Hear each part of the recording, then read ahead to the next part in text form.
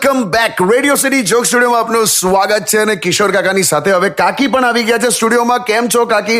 અને તમે મસ્ત લાગો છો, બ્યુટીફુલ લાગો છો કાકી. થેન્ક યુ સો મચ ભૈલું. એકચ્યુઅલી છે ને આમની ભત્રીજી છે ને ટીના, અચ્છા, એના હવે મેરેજ નક્કી થયા છે. તમને બોલાયા છે? તો બોલાવે જ ને. હાલી એટલે આમ ખાલી બોલ્યો એમ. પણ એક વાત કહું, એટલું મસ્ત ઘર મળ્યું છે ને ટીનાને, એકદમ ફર્સ્ટ ક્લાસ. હા, એ તો મળી ગયું એવું કે. બાકી આ તો તને ખબર તો ટીના એટલે કેટલી અઘરી છે ખબર તને? કેમ એમ કહો છો? અરે આ ટીના જયારે છોકરો જોવા ગઈ ને હા, તો બહાર ઊભી ઊભી કેવી પ્રાર્થના કરતી હતી કેવી પ્રાર્થના? કે હે ભગવાન, ક્યાંક તો સાસુ સુલઝાયેલી હોય, ક્યાંક તો ફોટામાં ટીંગાયેલી હોય. શું વાત કરો છો? આ આવી છે અત્યારની જનરેશન. લાખું હું કરવાનું.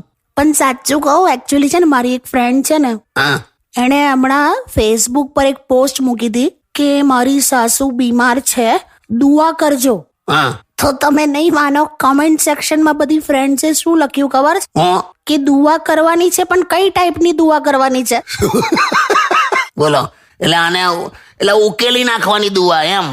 હવે બધા આવું બધું લખતા હતા. બોલો, આખું જનરેશન હું બહુ વિચિત્ર છે. આ તો હમણાં તો મારા એક ભત્રીજાનું લગ્ન કેન્સલ થયું. ઓકે, અચ્છા, એટલે ભત્રીજીનું ફિક્સ થઈ ગયું, ભત્રીજાનું કેન્સલ થયું. હાલા એ બોમ્બે રહે છે.